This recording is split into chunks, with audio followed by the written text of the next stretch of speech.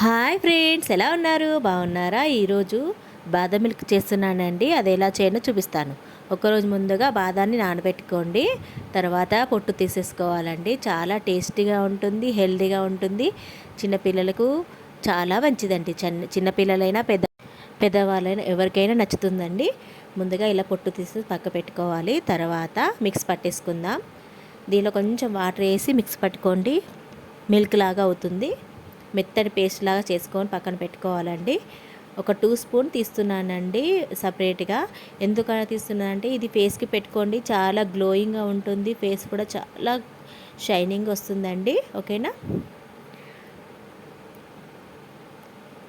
తర్వాత 2 గ్లాసుల పెద్ద గ్లాసులు తీసుకున్నానండి.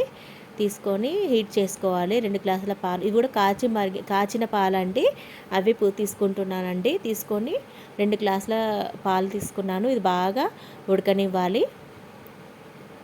చూడండి, 2 గ్లాసుల పాలు పోసాను. ఇది అట్టు అనేది రాకుండా కలుపుతూ ఉండాలండి. తర్వాత పూర్తిగా ఆప్షన్ అండి. కస్టర్డ్ పౌడర్ తీసుకున్నాను. దీని కుంకుమ పువ్వు లేకపోతే చిటికెడు పసుపు ఏదైనా వేసుకోవచ్చండి. నేను 1 స్పూన్ తీసుకున్నాను. కొన్ని పాలు పోసి లిక్విడ్ లాగా చేసుకోవాలి కస్టర్డ్ పౌడర్ని. ఈ పాలని మరగనివ్వాలండి, కలుపుతూ ఉండాలి. తర్వాత ఈ మిల్క్ అంతా, ఈ బాదం మిల్క్ అంతా అలా వేసేసి కలుపుతూ ఉండాలండి. అడగంటుతుంది, అడగంటకుండా కలుపుతూ ఉండాలి.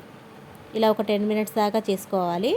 ఈ పక్కకు అంటిందంతా, చిక్కగా అంటిందంతా దానిలోనే వేసేసుకోవాలండి. ఇట్లా గీక్కుంటా వేసుకోవాలి. కలుపుతూ ఉండాలండి, తొందరగా అడుగంటుతుంది. చాలా టేస్టీగా ఉంటుందండి. చిన్నపిల్లలు ఇష్టంగా తాగుతారు. ఓకేనా. మీరు కావాలనుకుంటే కస్టర్డ్ పౌడర్ 2 స్పూన్ కూడా తీసుకోవచ్చండి. నేను కొంచెం తీసుకున్నాను, 1 స్పూనే.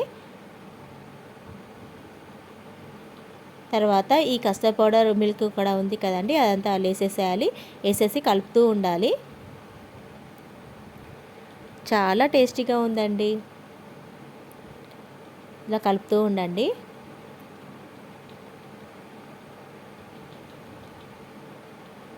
తర్వాత 1 కప్పు తీసుకున్నానండి.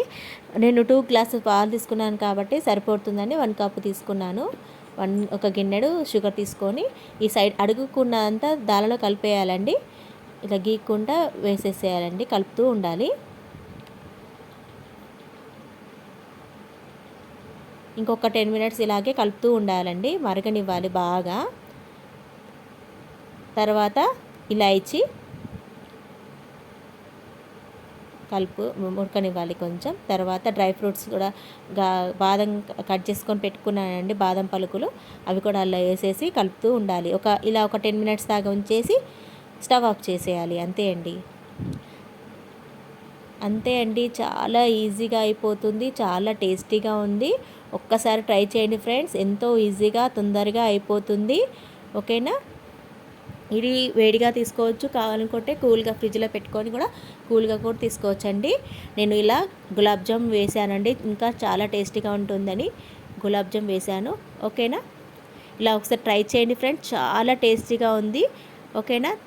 ఇలాగే నాకు సపోర్ట్ చేస్తూ ఉండండి. Please subscribe my channel. Thank you.